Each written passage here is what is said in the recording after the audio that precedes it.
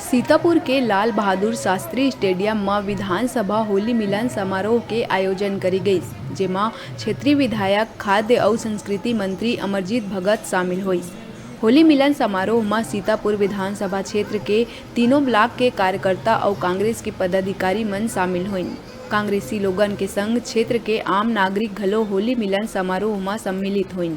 समारोह में गाजा बाजा और डीजे के धुन में लोगन उत्साह के संग होली मनाइन, जेमा क्षेत्रवासी खुशी ले थिरकत नजर आइन।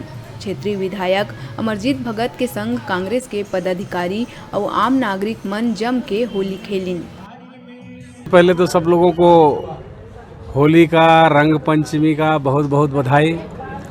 और बजट के बाद, होली के बाद पहली बार आया